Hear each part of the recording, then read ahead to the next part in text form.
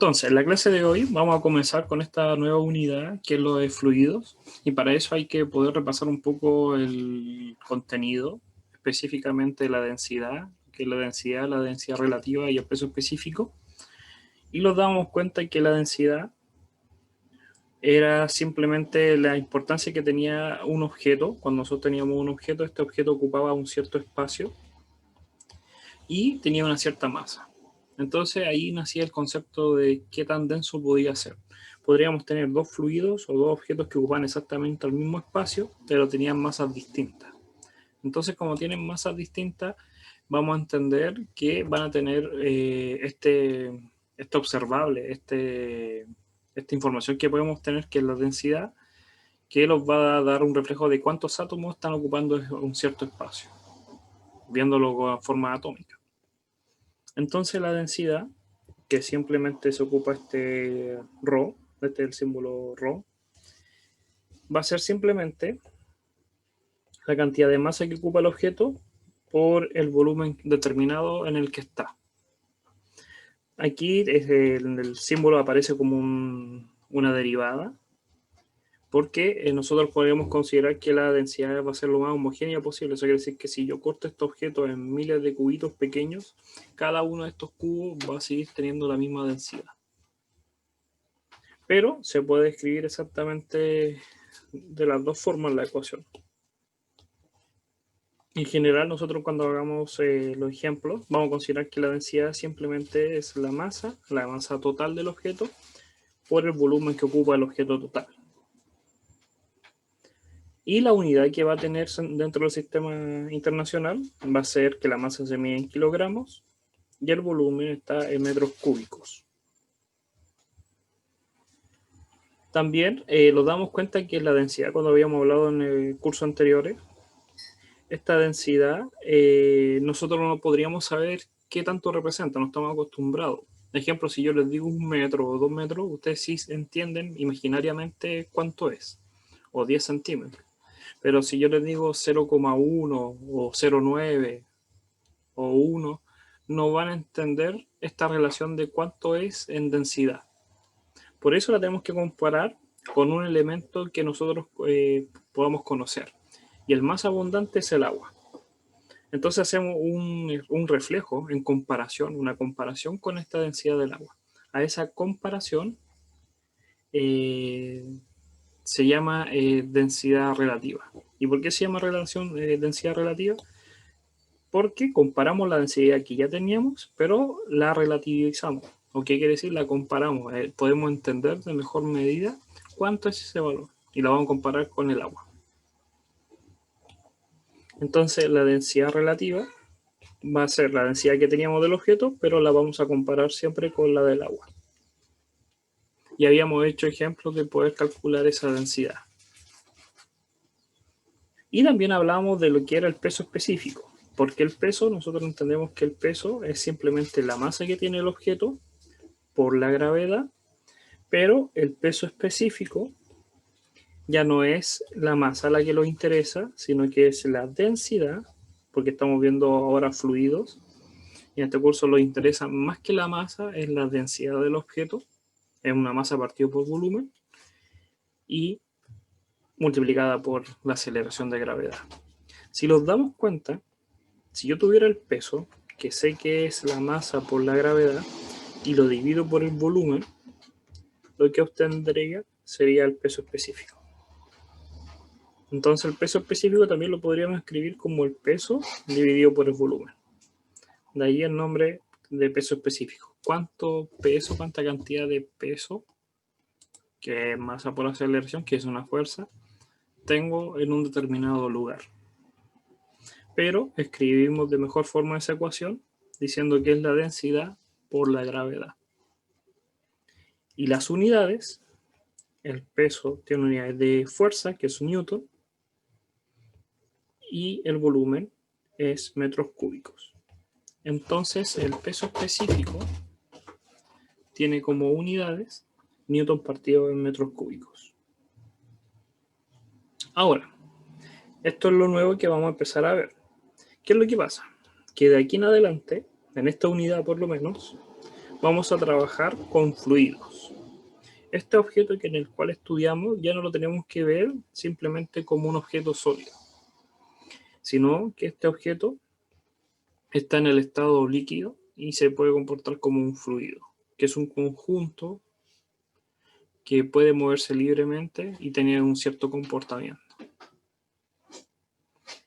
¿Qué es lo que pasa? Los fluidos nosotros los conocemos desde un vaso de agua, una piscina, un estanque, una olla, en el cual nosotros dejamos cierta cantidad de agua, puede ser aceite. Pero lo que nos va a interesar a medida que avancemos en el curso es el comportamiento que tiene cuando sigue ciertas corrientes en ciertas tuberías y los conceptos como presión, sobre todo, y las velocidades que puede tener este fluido en las cañerías. Es el estudio del comportamiento de los fluidos. Y para eso el concepto más básico que vamos a tener es el de presión. Si yo tengo este recipiente y lo lleno con agua, lo que va a pasar es que si yo hago un zoom, así me acerco mucho, mucho, mucho, y voy a marcar 2 cuadrados, esta superficie que está acá del vaso no va a tener la misma presión que esta. ¿Por qué? La presión, tenemos que entender que cada una de estas partículas de estos átomos que hay, partículas de agua, empujan. Están empujando en todas las direcciones. Están tratando de no estar tan apretadas. Entonces, esta pared está sintiendo este empuje. De igual manera, el empuje que está acá. Pero la diferencia es que en esta zona hay menos cantidad de agua en comparación a la que está acá.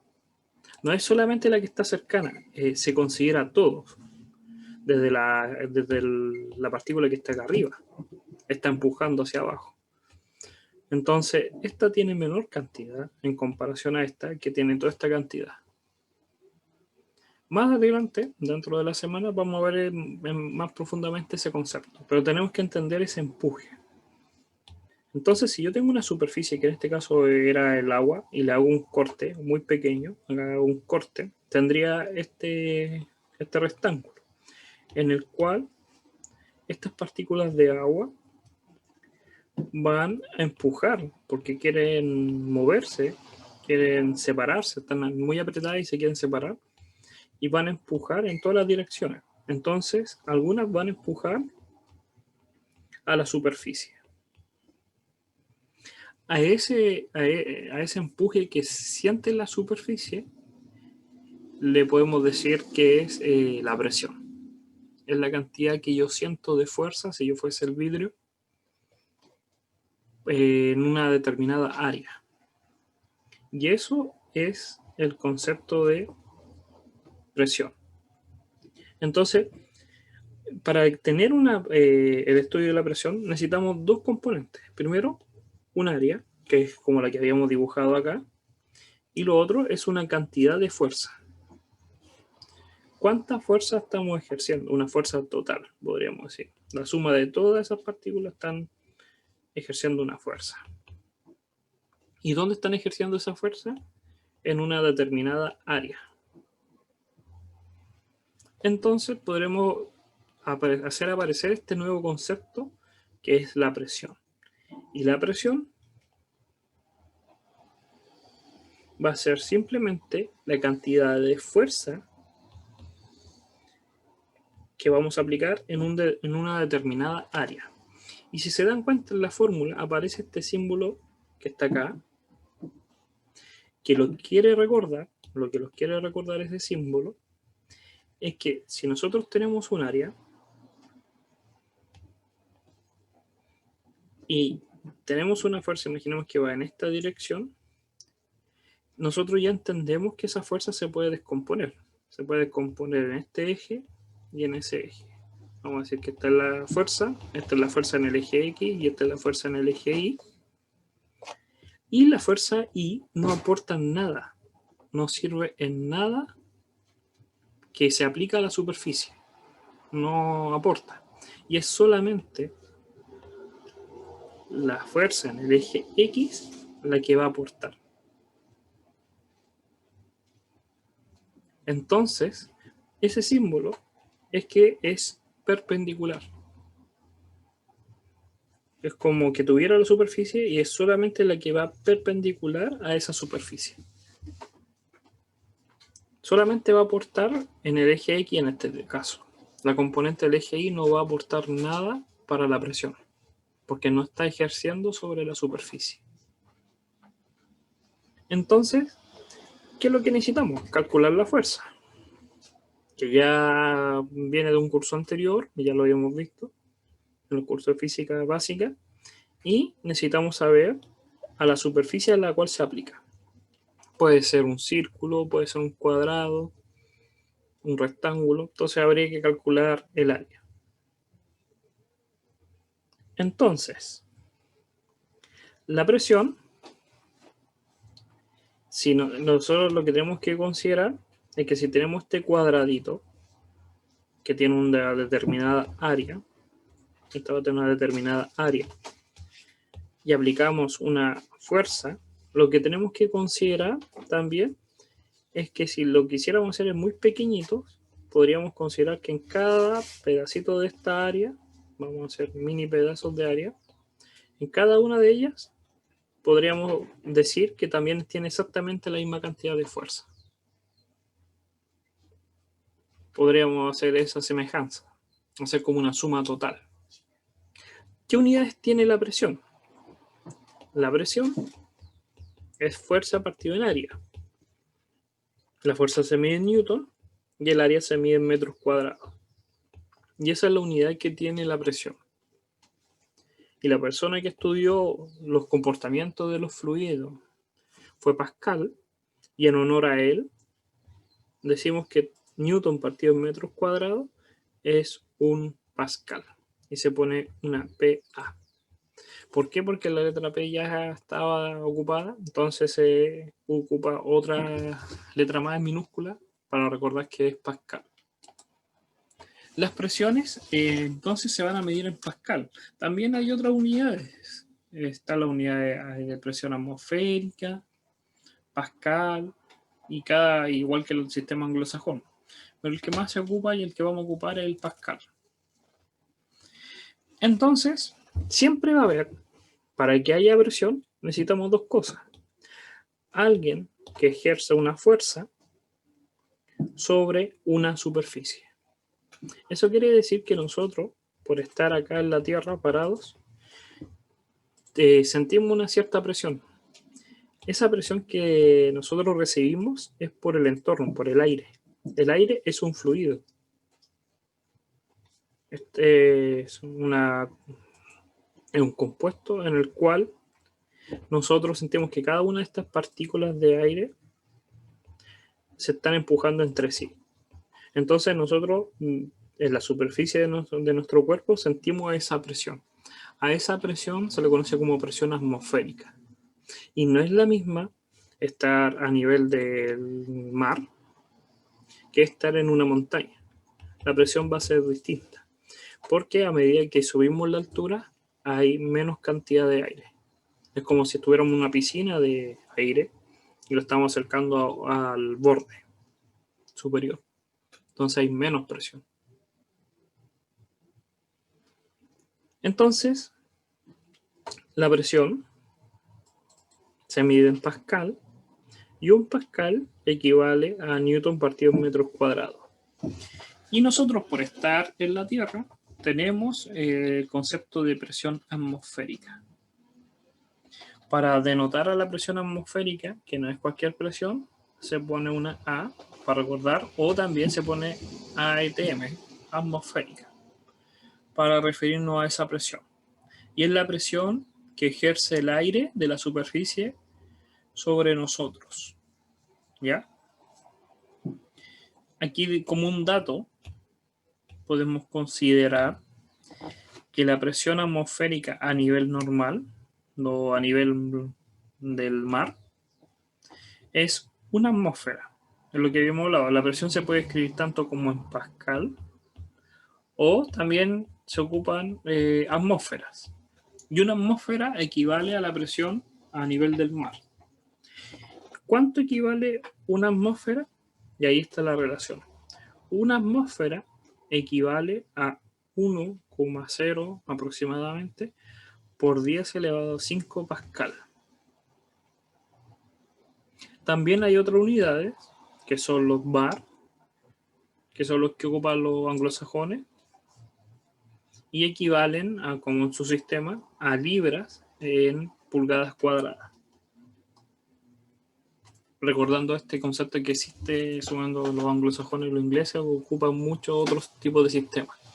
Pero, vuelvo a decir, lo más normal es que va a ser atmósfera o pascal. ¿Por qué atmósfera? Porque se ocupa muy habitualmente en grandes masas que son sobre todo de aire y representación atmosférica sobre el comportamiento y el estudio de la atmósfera. Entonces, por eso hay una unidad que sí se ocupa muy habitual, pero el pascal también se ocupa al orden humano. ¿Ya?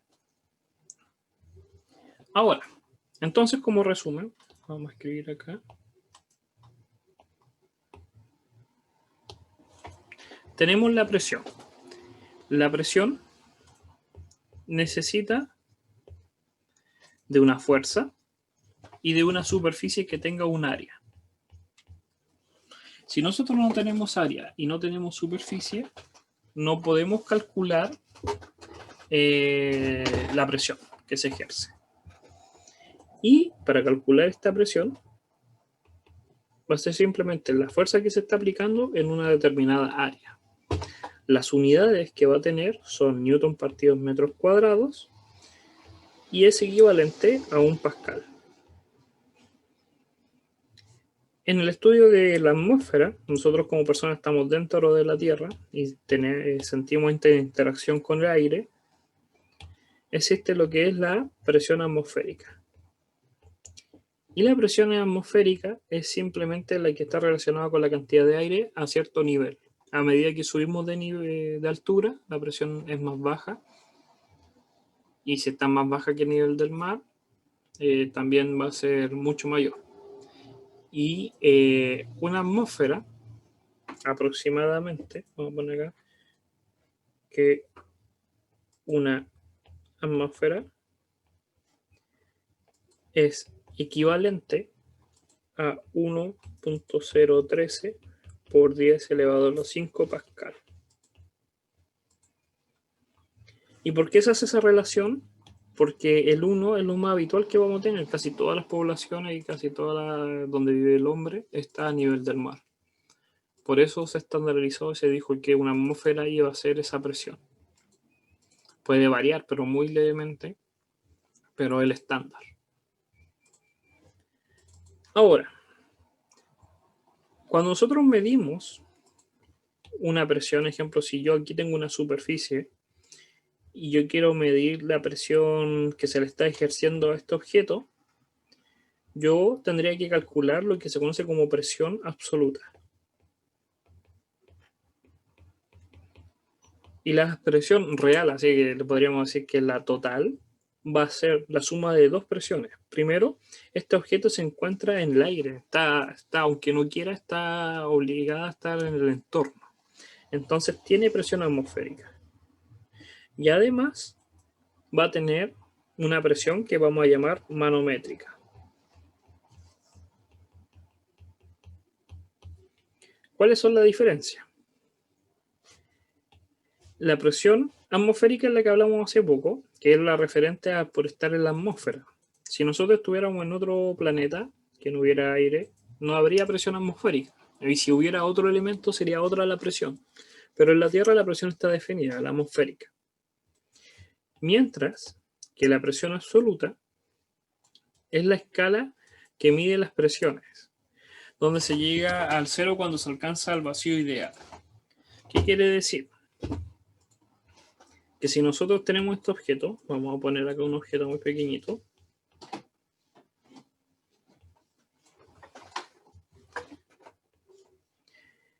nosotros tenemos que entender que este objeto se va a encontrar envuelto al aire. Pero nosotros nos queremos preguntar, ¿cuánta es la presión real que tiene este objeto? Así, la presión que tendremos que eliminar o considerar la que no tiene eliminar esta suciedad que sería el aire. El aire está afectando al objeto. Nosotros queremos sentir la presión, ejemplo, si yo le aplico una fuerza y quiero saber su presión, pero me está aportando el aire. Entonces yo elimino el aire. ¿Cómo hago eso? En una cámara. En una cámara de vacío yo voy eliminando el aire.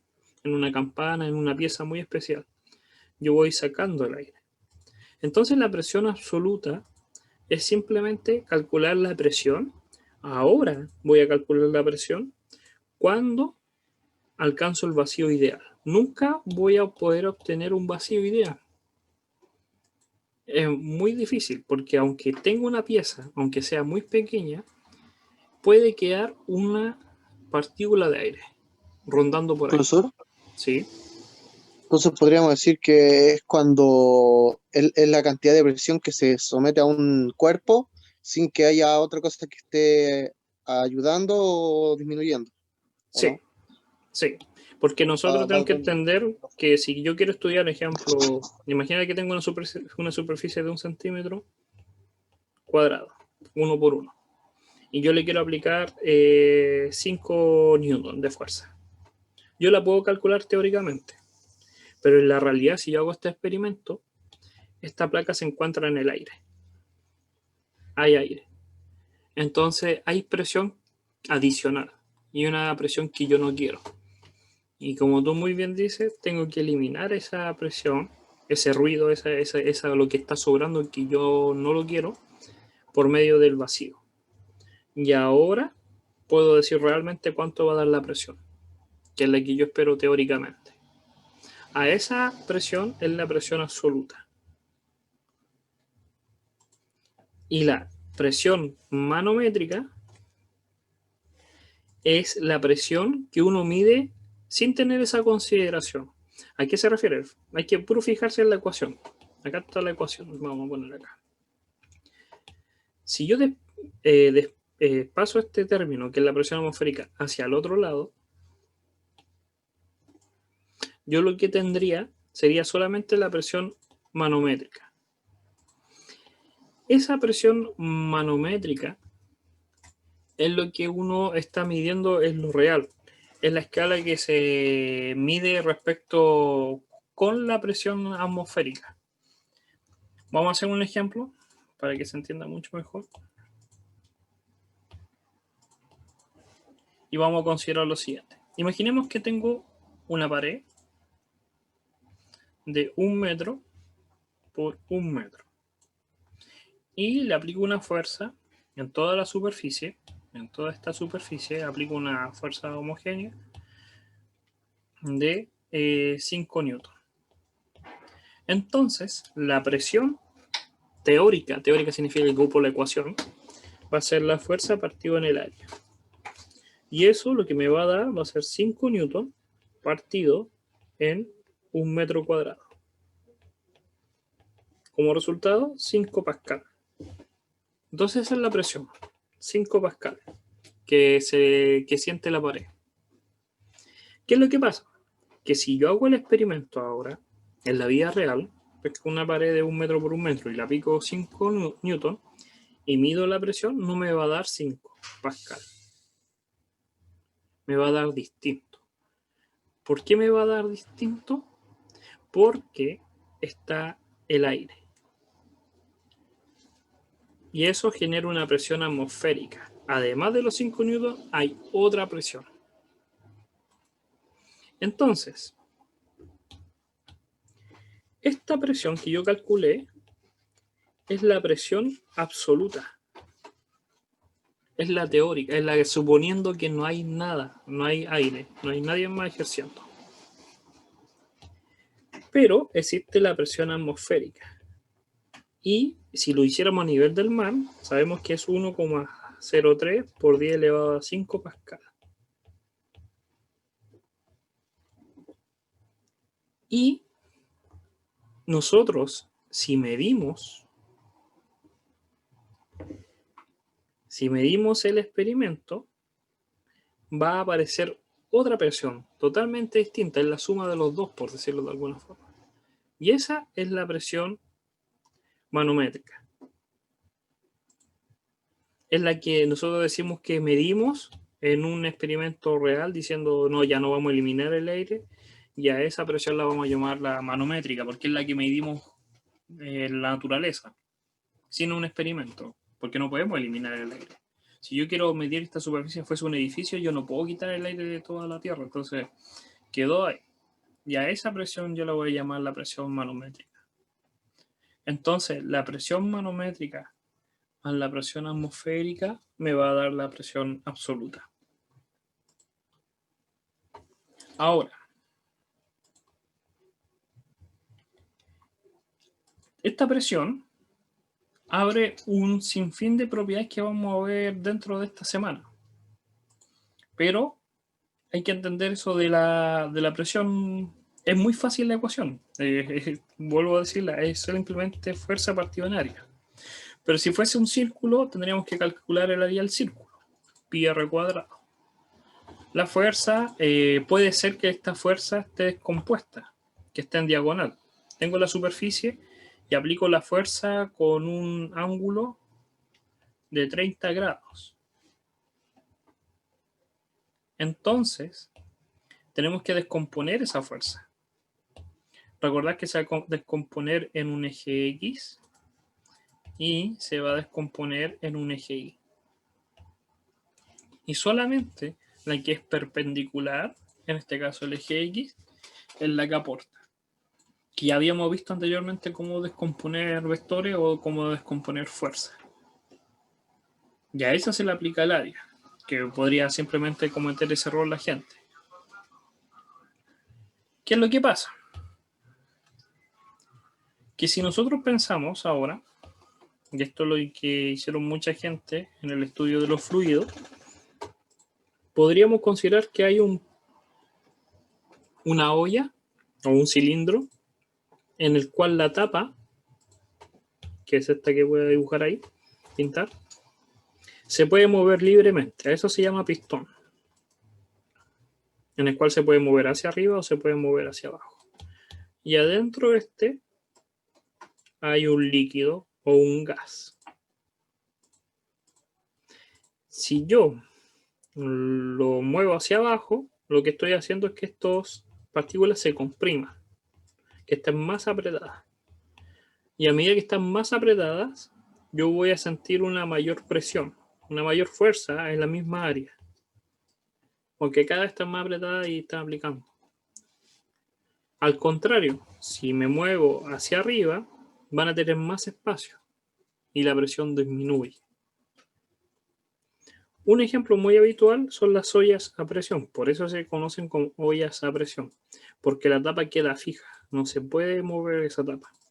Entonces el líquido, en este caso agua, aceite, lo que sea lo que estemos cocinando, aumenta la temperatura y empiezan estos líquidos empiezan a evaporarse. Aumenta la temperatura y ya entendemos que sobre 100 el agua empieza a evaporarse. Y como está evaporado, ocupa más espacio. Se quiere liberar, es lo que habíamos visto en la unidad anterior. Entonces, como se quiere liberar, quieren tener más espacio y empiezan a empujar más fuerte en todas las direcciones. Por lo tanto, esta tapa siente una presión mayor. Si fuese una olla común y corriente, lo que va a pasar es que la tapa se va a empezar a mover y va a empezar a botar el líquido. Pero como está a presión, la olla, es una olla a presión, no permite eso. Y lo que va a pasar es que aumenta la presión y va a aumentar, aumentar, aumentar. Y eso lo sirve para cocinar más rápidamente los alimentos. Esa es la finalidad de una olla a presión. Ocupar menos tiempo para poder cocinar, ¿sí? Y por eso es que a veces cuando uno está cocinando en la olla, se levanta la tapa tan rápido así como para arriba. En una olla común, sí. Si llega a calentarse mucho, la olla salta, porque acumula presión hasta que llega un punto en que ya no puede soportar más y se levanta la tapa y después vuelve a cerrarse o empieza a escurrir el líquido. En la olla de presión hay hasta un punto que aguanta, porque imagínense esto estuviera sellado, así soldado, lo que va a pasar es que en un momento va a ser tanta la presión que ni siquiera el metal va a poder aguantar y va a explotar la olla. Antiguamente había muchos accidentes con la olla de presión y si alguien no la sabe utilizar muy bien puede cometer un accidente que puede explotar la olla con una presión tan grande que puede destruir la cocina. Es una bomba. ¿Qué es lo que pasa? Que tienen un pituto y ese libera un vapor y suena bien fuerte. Y ese es lo que te salva, como el seguro. Que si la presión llega a un punto en que ya es muy alta, antes que explote, empieza a liberar vapor. Por eso ese pituto, si hay gente como que lo toca y lo deja mal puesto. Queda mal puesto o está malo. Me imagino que está vieja la olla y está mal. Entonces, si no funciona bien, lo que va a pasar es que la olla puede explotar. Si está media suelta, puede que salga disparado y pasan accidentes con la olla de presión por eso. Pero es porque la presión se mantiene muy fuerte. Y también, ejemplo, si tú cortas el fuego, no hay que abrir la tapa inmediatamente, porque la presión que hay es mucho mayor que una olla normal. Es como Profesor, que, ¿sí? y con las pistolas, los compresores de aire, cuando se le agrega esa pistola para pintar, ¿pasa algo parecido o no? ¿Verdad? Sí, todo es lo que sean, que funcionen a presión, tienen una presión mucho mayor de la que nosotros pensamos, hasta el neumático. Hay videos en YouTube que muestran que hay gente que no entiende esto de la presión y trata de reventar un neumático de un camión, y más encima con el camión puesto, con un cuchillo. La presión que hay dentro de esos neumáticos es tan alta, primero es más alta que la de un neumático normal de automóvil, la de camión es mucho mayor, porque tiene mayor peso sobre él. Eso quiere decir que el neumático tiene mucho aire dentro, mucho aire muy apretado. Y si a alguien se le ocurre perforar eso, va a salir mucho aire por ese orificio.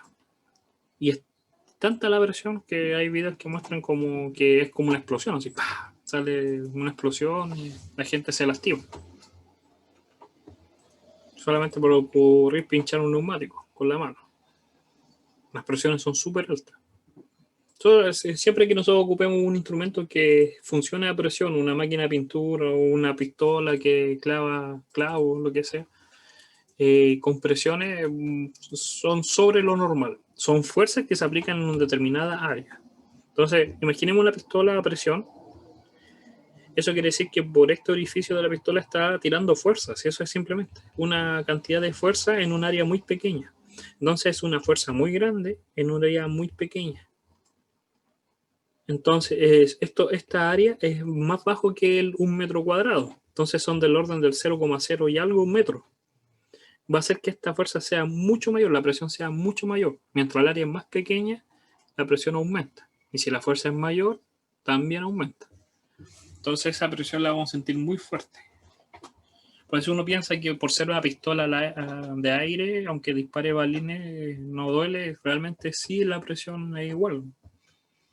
No es del orden de un disparo normal, pero sí la presión es muy potente.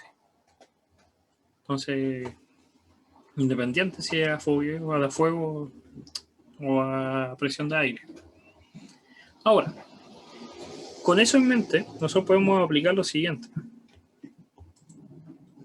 Si yo tuviera una cañería, ese tubo, ese cilindro que teníamos ahí, pero imaginemos que ese cilindro, vamos a decir que se conecte por otro lado, ese tubo, y salga por acá, y lo llenamos con un cierto líquido.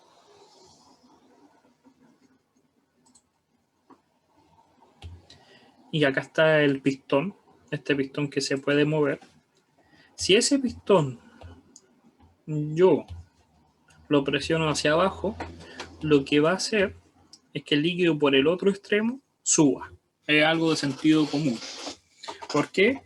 Porque estoy aplicando aquí una presión, una fuerza en una determinada área.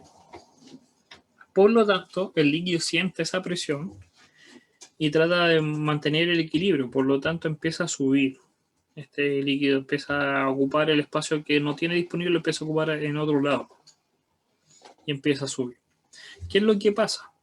Que Pascal se dio cuenta de estas propiedades y dijo lo siguiente. ¿Qué pasa si por un extremo tengo un área pequeña. Vamos a poner AP de área pequeña. Pero por el otro extremo tengo un área grande. Y tengo este líquido. Si yo aplico acá, imaginemos un newton, en la vida real, ¿qué significa un newton? Un newton, o podríamos decir 10 newton. Recuerden que la fuerza, o la más simple en peso, sería M por G. Y el G imaginemos que es 10. Entonces, si yo quiero imaginar 10 newton, es equivalente a decir 1 kilo de algo. Es como que yo dejara encima de esto 1 kilo de algo, 1 kilo de arroz, 1 kilo de algo. Ese kilo va a generar 10 newton. Ahora, ese objeto va a generar una fuerza. Esa fuerza va a ir hacia abajo porque el peso, y va a mover el pistón. Imaginemos que está encima del pistón. Y el área, imaginemos que el área que tiene esta superficie es pequeña y es del orden del 0,1 metros cuadrados, como de 10 centímetros. Entonces, la presión que se ejerce en ese punto va a ser la fuerza, que es un newton partido en 0,1. Y eso lo va a dar 10 pascal. Ocupen la calculadora y se dan cuenta que les va a dar 10 pascal. Mientras que en el otro lado, en el lado de acá, imaginemos que el área es mucho mayor. Imaginemos que no es 0,1 sino 10 veces. 1 metro cuadrado. Entonces tengo el área y tiene que tener la misma presión. Tiene que ser exactamente la misma presión que acá. Tiene que ser acá. Entonces, yo sé que la presión era 10 pascal. Porque el mismo líquido y está equilibrándoles la presión. Si por un lado le estoy dando 10 pascal, por el otro también tiene que llegar hasta obtener los 10 pascal. Pero la fuerza no la conozco y el área sí la conozco. La pregunta es, ¿cuánto es la fuerza que voy a sentir en esta superficie hacia arriba? Ahora en la pared, el pistón es el que está empujando, nadie más. Ese pistón lo que va a generar es una fuerza de 10 newton. Mientras que nosotros pusimos uno de un newton. Habíamos considerado la de 1 newton. Entonces, 1 newton genera 10 pascal por este extremo. Esos 10 pascal van viajando, todos sienten 10 pascal, y en esta superficie, esos 10 pascal, porque la superficie es mucho mayor, se convierten en otro valor de fuerza. Y así funcionan los sistemas hidráulicos. Nosotros siempre que veamos, no sé, un camión hidráulico o un auto con sistema hidráulico, lo que lo está diciendo es que funciona con mangueras, en el cual y llenos con un aceite. O antiguamente se usaba agua, pero se va evaporando, entonces se ocupa aceites especiales, en el cual aplicamos una fuerza con nuestra mano y por el otro extremo sale una fuerza mayor que puede girar el auto. El sistema hidráulico para girar el automóvil funciona así.